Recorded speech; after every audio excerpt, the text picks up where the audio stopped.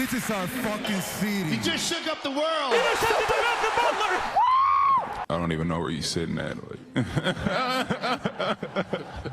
Good afternoon, ladies and gentlemen. It's your boy Raul Infante here with Taking Dish Sports. Don't forget, we're not only the guys that watch these sports, but we analyze them. So today we're going to be covering UFC 241, headlining the rematch between Stipe Miocic and Daniel Cormier. Man, what a card this was. It was a special night. It was a special event because we had 3 fights that could have headlined any night in the UFC year. Honestly, this by far was the best card of the year. So let's go ahead and actually start covering Daniel Cormier versus Stipe Miocic. Listen, before we start even talking about the fight, I'm going to give you a stat that I think had a big impact in this fight. And it's actually the reach advantage that Stipe Miocic has. He has a 7.5 reach advantage and also has 5 inches of height on Daniel Cormier. Yes, it doesn't make an effect on DC typically against his opponents, but against Stipe Miocic that has a D1 wrestling background and also Golden Gloves for his boxing background,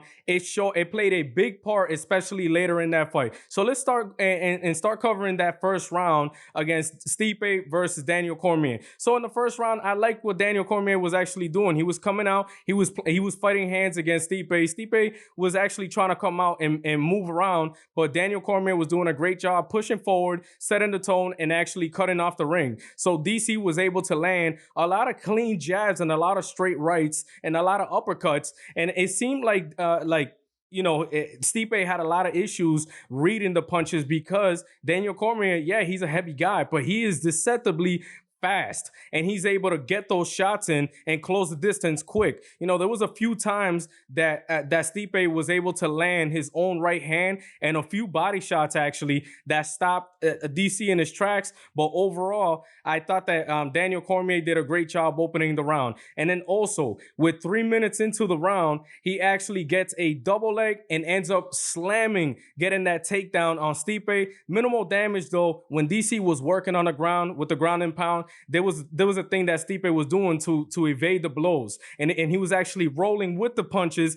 If you roll with the punches, it takes away from the power. We seen what Stipe was able to do against his other opponents. You know, if you roll with the punches, it takes away the power. And that's exactly what he did. He was able to get back up, and that was the end of the first round. Second round, I like how Stipe came out again. He landed a knee that stopped DC again. And then also he was throwing the overhand right. He was able to clip DC with a straight right that you could tell it was making a big impact on DC in this fight. Obviously, Stipe being the bigger man, you know, coming in really good shape and being the bigger guy out of the two, you know, not really, not by weight, but by frame, you know, he was able to do good work. But again, another solid round by DC. He was able to close the distance, again, land a lot of jabs, and that was affecting Stipe's ability to get inside when he should honestly be staying on the outside. You see in the beginning of the rounds, Stipe is really trying to work on the outside to avoid DC getting on the inside. But DC is doing a really good job slipping,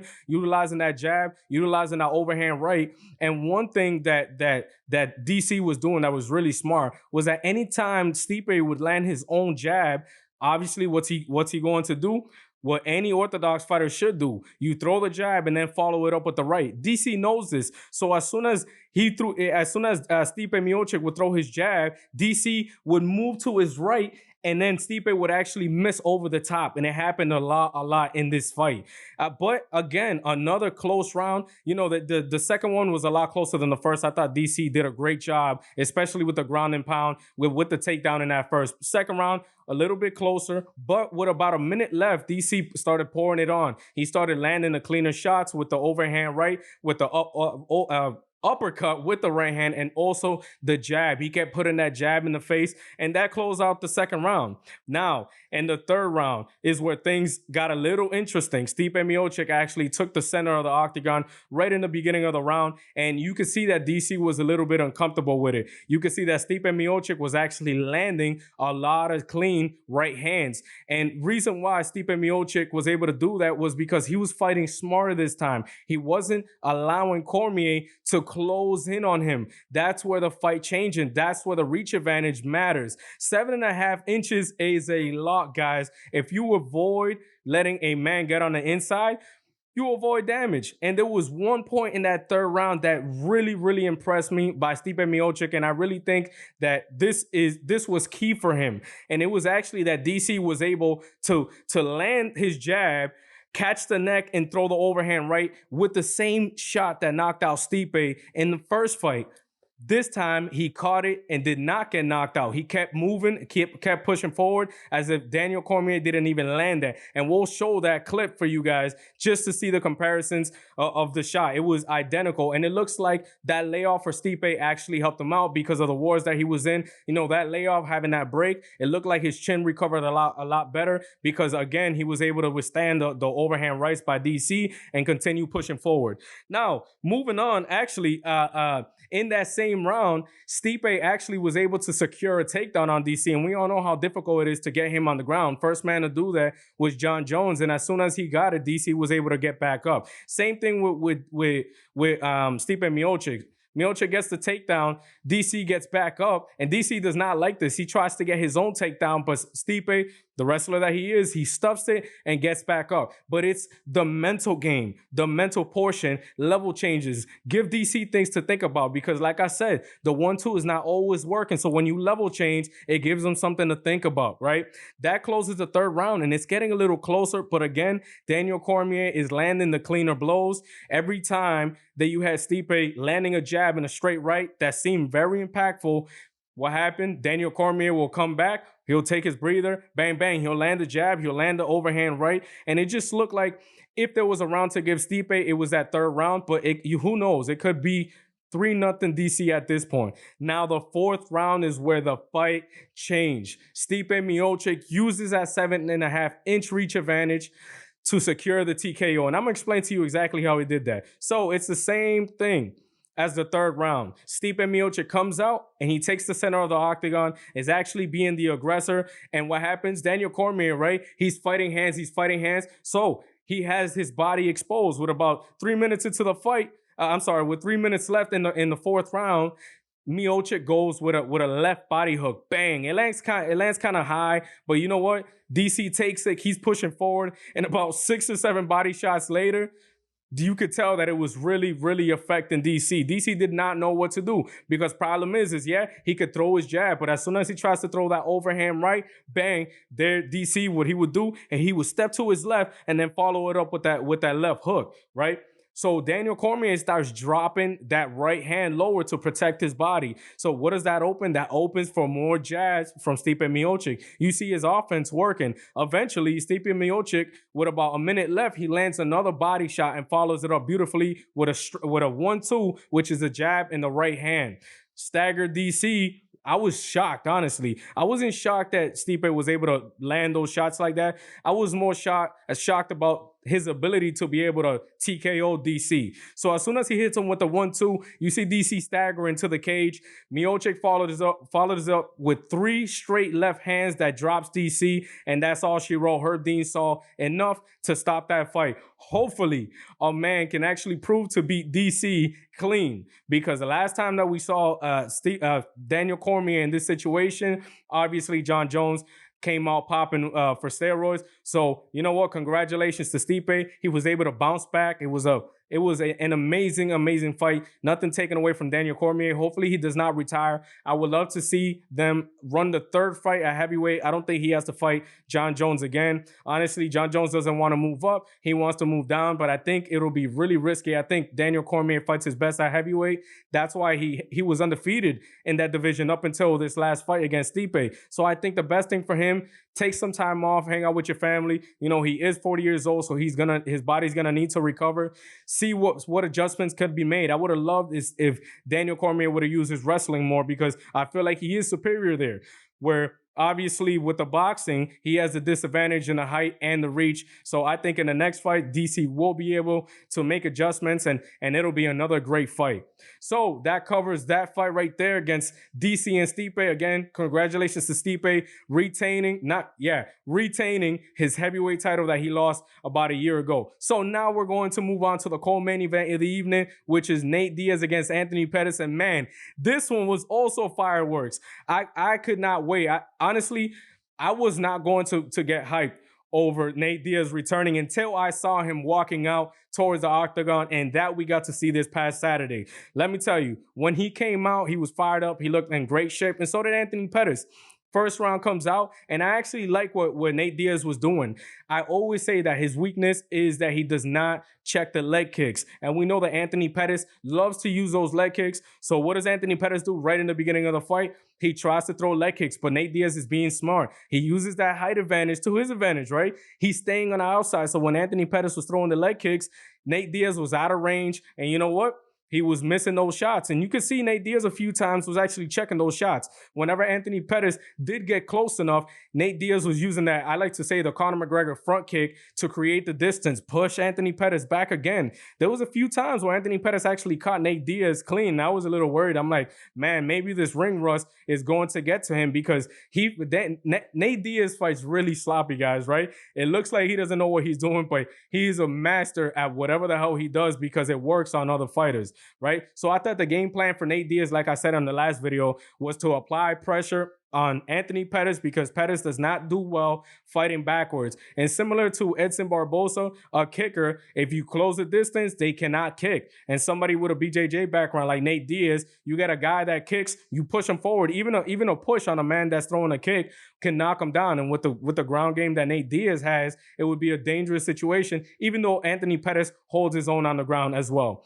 But overall, great first round for Nate Diaz. He actually was able to secure a takedown in that round and end up on top. That ground and pound did a great job for him. And I thought it was a close round in the first one, but with that takedown, Nate Diaz was able to actually take that first round. So moving on into the second round. Again, Nate Diaz, you could tell he's pushing the pace a little more. I thought that Nate Diaz was going to have issues in this fight because he has an issue starting off fast. But you could see in this fight, he understood. He was smart. He was really smart. He's like, all right, it's a 3-round fight. I got to get it going. So what does he do? He doesn't allow Anthony Pettis to move forward right away. He actually is the one that takes the center of the octagon and tries to make it a dirty boxing. He closes the distance on him, holds him on the cage a few times. You see him throwing to the knee. He actually knee into the thigh area, throwing to the head, really making it dirty, making it a phone booth fight. But before he was actually able to get there, there was one moment in that second round that I thought was critical, and you guys will be able to see it. It was Anthony Pettis. He threw a leg kick that was checked by Nate Diaz. Not more checked. He caught it on the shin, and Anthony Pettis actually dropped. And honestly, after the fight, when Anthony Pettis said that he had broken his foot, that had to be the blow that ended up being the moment why he ended up breaking his leg, because he caught it right there. And after that, honestly, Anthony Pettis did not throw a lot of leg kicks after that. It could have been because Nate Diaz was closing the distance, or it could have been just because of the broken leg. But, you know, I'm going to say it's a little bit of both. But in the second round, again, something else critical happened. Nate Diaz was, when he was in the phone booth and had Anthony Pettis on the cage, he was actually clinching and throwing that high knee to the head. Shorter guys can't do that a lot unless they pull down on the head and actually throw the knee. But Nate Diaz is so tall that he doesn't have to do that. A little bit of clinching, he's able to hit Anthony Pettis on the head with the knees a few times, and you can see that it actually damaged Anthony Pettis. But Anthony Pettis is tough. He does the exact same thing. He throws a knee that actually catches Nate and cuts him at the top of the eyebrow. I like this, right? But you can see that Anthony Pettis is slowing down because of the dirty boxing, because of the clinches. And at the end of the round, Nate Diaz lands 11 punches on Anthony Pettis. And no, it's not the most damaging blows, but that's how Nate Diaz likes to fight. He doesn't like to gas himself out. He likes to paw, and eventually it breaks down his fighters, right? So that wraps up the second round. It could be Nate Diaz 2-0.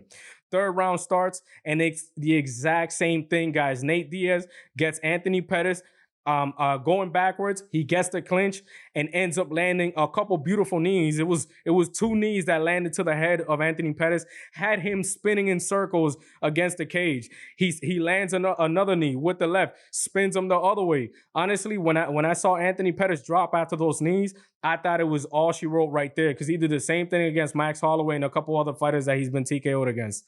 Nate Diaz, instead of using the ground and pound, what does he do? He goes for the BJJ, or black belt jiu-jitsu, man. don't use it. Sometimes it helps to not use it. And at that moment, you could see that the referee was saying, fight back, defend yourself, yourself. So I think what Nate Diaz should have honestly done was use that ground and pound, and I don't think that Anthony Pettis would have been able to recover. But Nate Diaz pulls guard on him. Anthony Pettis is able to recover because he's doing a really good job in moving, transitioning. Every time that Nate Diaz transitioned, he transitioned well. There's a reason Anthony Pettis has not been submitted in his entire career, right? And fighting against really, really top guys and a lot of BJJ guys. So, and then continuing with the round, it was amazing that Anthony Pettis was actually able to recover, and he ends up on top position. But guess what? Nate Diaz got top position one more time.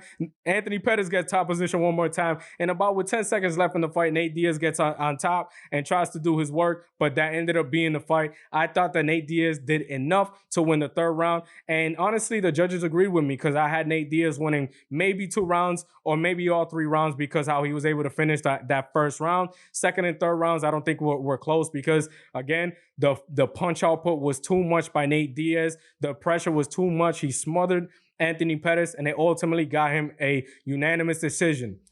Big moment in his speech. He wants to fight Jorge Masvidal. There's nobody hotter right now in the sport than Jorge Masvidal. What a fight that would be at 170. Forget the title. Give it to Colby Covington against Kamaru Usman and set up, maybe on the same card, UFC. Set up that fight of Nate Diaz against Masvidal. Both of the fighters are going to be fresh by the time that Colby and Usman fight. That'll be amazing. Another candidate for Fight of the Year. I can't wait till it happens. But again, congratulations on Nate Diaz. I told you he was going to win, even with the 3-year layoff. And I'll continue this with, I think, my favorite fight of the night between the two Goliaths and Paulo Costa versus Yoel Romero after this short break.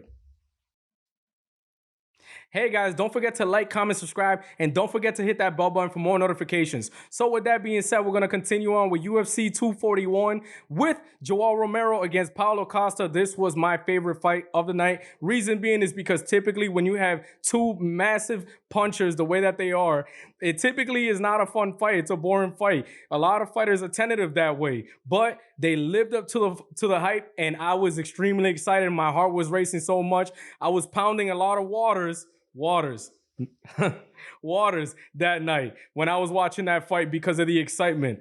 Listen, in that first round, both guys got dropped. So I was impressed by Paulo Costa because you would think that against Yoel Romero, he would be circling a lot more, but he did exactly how he does against every other opponent, which is actually moving forward. He was pushing the pace. He was taking the center of the octagon. He was really cutting off Yoel Romero. Yoel Romero does a good job of circling around the octagon, but there was one shot that caught Romero clean, and I thought it was the cleanest shot that landed on Romero the whole fight. Romero was swaying to his right, and Paulo Costa threw a short left hand that dropped Romero. He was completely off balance. He dropped him. He was able to get back up staggering, and when Paulo Costa went for the kill, bang, he got caught with a quick straight left by Yoel Romero while Paulo Costa was trying to open up to throw his own overhand right. I think it was more an off balance drop for Costa. I think Costa actually did the most damage with his left hook, but Yoel Romero stopped the momentum with that straight left, following it with the right. Paulo Costa laughed it off. He got back up, but, Paulo Costa actually continued to push the pace. He was working the body. I love, like I said, level changes. Don't just headhunt guys, especially against Yoel Romero that has a lot of good head movement. He does a lot of blocking, a lot of Muay Thai style, Taekwondo style blocking. He rolls with everything that is thrown, and he sees a lot of shots. What doesn't move? It's a saying in boxing: if the head is moving, the body is not. So work the body because the head will follow, right? That's exactly what Paulo was doing. He was going to the body and he was level changing, going to the head and body. And I thought he did enough to win that first round. But before that, there was actually 2 knees that Paulo Costa threw on Yoel Romero, and it was 2 nut shots, honestly, unfortunately, and it stopped the fight. Hey, it was a good thing because both guys was able to take their breaks. We've seen this before with Yoel Romero. If you catch him with a dirty strike, whether an eye poke or a knee to the groin or just a groin shot in general, he's going to take all 5 minutes. You can boo all you want. Yoel Romero was smart. He has a lot of muscle, so he gasses out quick. He took the time, and both fighters looked fresh at the end of the round. Romero actually did a good job closing that round. He was tap against Paulo. But at the end of the day, because of the power strikes, I thought that Paulo Costa did enough to win that round, especially because I think he genuinely hurt Joel Romero in that first round, and Romero really caught him off balance. So I thought it was 1-0 Costa. Second round comes out, and Costa's doing the exact same thing. He's working to the body, working to the head, and he's mixing it up. He's throwing a lot of leg kicks to the body. He's throwing leg kicks to the head. He's throwing hooks to the head, jabs to the head, hooks to the body, everything you can name. But Joel Romero's doing a good job. He might look like he's not paying attention. That's why he lures a lot of fighters to sleep. You think that he's not going to catch you. Look what happened against Jacare. Oh, you slow down for 1 second. Next thing you know, you're knocked out by Joel Romero with him standing across from you, right? But that did not happen. Paulo Costa kept pushing forward, setting a high pace. But the cleaner shots are landing by Joel Romero. This is where the dispute is by a lot of people. Yes, Joel Romero's landing the cleaner shots. Yes, he's throwing more significant strikes, but Paulo Costa is the one that's landing the harder shots. I know that doesn't always matter, but with a close fight like this, where two guys are neck and neck and strikes connected, I had to lean for Paulo Costa winning this other round. There was no point in that second round where either fighter was hurt, but Joel Romero is a freaking warrior, because I think a lot of those blows that Paulo Costa was landing would have knocked out other fighters, even Whitaker and Adesanya. I think Joel Romero is the only fighter that could have taken those shots that Paulo Costa was actually throwing. Also in that round, Joel Romero was throwing uppercuts. I liked how he was doing that.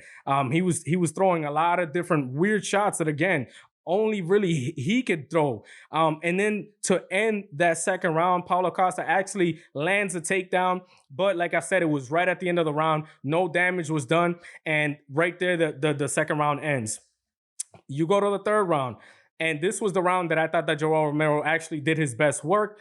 Paulo Costa tries to push forward. He looks a little gassed. And you know what? I was more impressed with his head movement than the Uriah Hall fight. You could tell he really worked on that, because Joel Romero was throwing a lot of jabs, and Paulo Costa was slipping. Yeah, his nose was busted up, but it's because Joel Romero was such a great fighter. It wasn't just a stiff jab how Uriah Hall was doing. You could see that Paulo Costa was really trying to move. But the gas tank was starting to fade for Paulo Costa. Joel Romero was the one that was pushing forward. And you see Paulo Costa now trying to be the one that was circling around. But Joel Romero did not try to engage when Paulo Costa was actually on the cage, which I thought was a little bit surprising. We always see Paulo Costa being the aggressor, right? You never really see him getting hit on the cage. So the fact that Joel Romero wasn't willing to engage with him that way was a little surprising. Romero kept going to the center of the octagon and trying to lure Paulo Costa to slug that way. You know, Paulo Costa tried to showboat a little bit. It is what it is. But Romero kept fighting, circling around, using the jab, using all kinds of combinations. And at the end of the day, I think Joel Romero easily won that third round. Now, it was decision time. The first round was close. But again, I felt like Paulo Costa hurting Joel Romero in that round and landing the really, really heavy blows got him that first round. Same thing with the second round. I thought that was a more clear-cut Costa round. And then the third round was a clear-cut Joel Romero round. When the decision was made, Paulo Costa had his hand raised and Joel Romero was shocked. I was shocked that Dominick Cruz was shocked about the decision, because he said in the second round that Joel Romero was falling behind, and it was because he seemed to be fighting, kind of coasting, looking like he was really up on the fight. It was way too close. But then Dominick Cruz in the second round says, Paulo Costa's up 2-0, and then the third round happens. Joel Romero wins that round, and then people want to act surprised that Joel Romero didn't get the nod. If he wanted to win, he had to continue fighting. And I'm going to give you a stat that even sounds like I'm contradicting myself. And it was that between the significant strikes, Joel Romero landed 103 significant strikes. Paulo Costa landed 97 significant strikes. You know what? That number doesn't say it all, right? Because a significant strike is pretty much any strike that you land that's not on the distance or just a short hook or a short punch, right?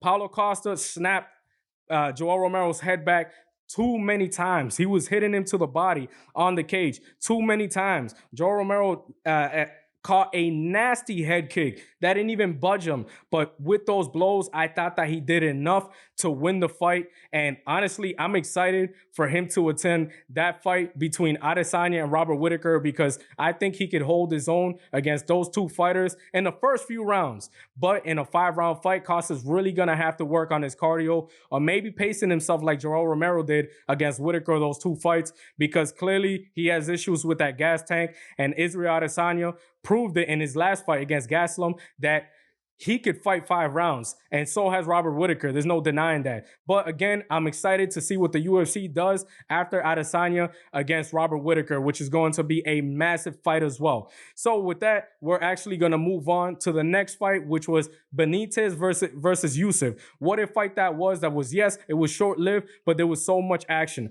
Right away, Yusuff comes out and throws a couple overhand rights to Benitez, while Benitez is trying to throw his leg kicks. That's his strength. Sodiq's strengths are his hooks, which I predicted he was actually going to win by knockout. Right away, early in the round, in that first round, Sodiq lands an overhand right that cuts the eye of Benitez. Benitez is circling around, catching Sodiq in that front leg. Reason being is why. If you throw leg kicks to that front leg of the fighter, which, okay, Sodiq is an orthodox fighter, right? So his front leg is that left leg. Benitez is kicking that front leg. Why? Because if he can't plant that, he can't generate the power moving forward, right? He can't plant. You generate the power with your back leg, but to push forward, if you can't plant it, there's no power there. So that's how you defeat a man like Sodiq. But Sodiq is really, really fast, and Benitez has to be careful with that. But eventually, Benitez starts showing his speed and actually lands his own shot that actually hurts Sodiq. He lands a straight left, and then you see that Sodiq is trying to recover. He's backing up. But problem with Benitez here is that he's telegraphing that left hand. That means that he's showing that he's going to throw it. You remember Manny Pacquiao against Marquez for those boxing fans? He pumps, and throws the straight left. Benitez was doing a similar thing. He was pumping and throwing that straight left. Later on in the round, what does he do? He pumps and throws the straight left. And what does Sodiq do? He's smart. He rolls with the punch to his left side. Reason to the left side is because he's going to want to throw his strong punch, which is the overhand right. If he rolls to the right side, he's not going to be able to generate that punch quick enough, because Benitez is going to be able to move by the time he tries to throw that right hand. So he rolls to his left side, catches Benitez clean on the chin, drops him, ground and pound. Herb Dean saw enough, and that was a fight there. I'm extremely impressed by this guy, 11-1 in the UFC, and I think he's going to do really, really well in that bantamweight division if he just keeps doing what he's doing. So moving on, we're actually going to move on to the Brunson versus Heinisch fight. Derek Brunson, I want to apologize. I said that I would never see you win another fight in the UFC again, and I was wrong. And you know what? That performance was impressive. Maybe it was just because Heinisch wasn't ready for the spotlight, because he looked good in that first round. Heinisch lands a head kick on Brunson that drops him right away, and I was like, oh man, Derek Brunson, here we go. Exactly what I said. But Derek Brunson had the whereabouts to defend himself, right? Heinisch was not able to capitalize and finish there. Brunson uses the best quality that he has, and it's his wrestling. There was one point where he had the one leg up on Heinisch. And when you have the leg up, either leg up, what you want to do, the one leg that's planted, if you can't lift the leg up and get the takedown that way, the other option is grabbing that leg and actually sweeping the one that's planted. Typically, when the fighter falls, you end up having their back, and Brunson would have had a dominant position at that point. He didn't end up doing that, so I thought Heinisch did enough to win that first round. Second round starts, and I thought that Derek Brunson changed his game plan right away. You could see Derek Brunson was waiting on Heinisch in that first round, especially after being hurt. Second round, Derek Brunson is pushing forward. He's moving really well. He's using his wrestling, and there was a few shots that he landed, and it was that straight left, man, that was really impacting Heinisch. He actually hurt him a few times and was able to secure a takedown. By the time Heinisch got up, you could see that the gas tank just wasn't there like it was in the first round. So I got to give the credit there for Derek Brunson for being able to bounce back and actually winning that second round.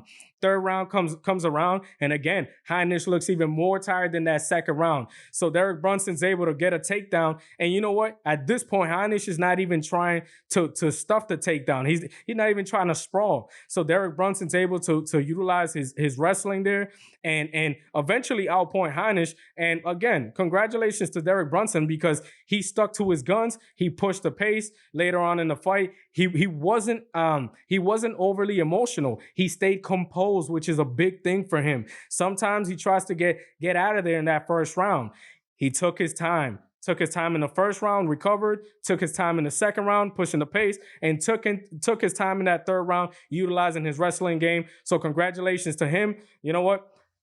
Again, I was wrong, but it was a hell of a fight. And you know what? Maybe he can beat these guys coming in, trying to take his spot in the top 10. We'll see. But that was a hell of a card of UFC 241. And that pretty much wraps it there, guys. I hope you guys enjoyed the video. Don't forget, we're not only the guys that watch these sports, but we analyze them here on Taking Dish Sports. I hope you guys enjoy your day.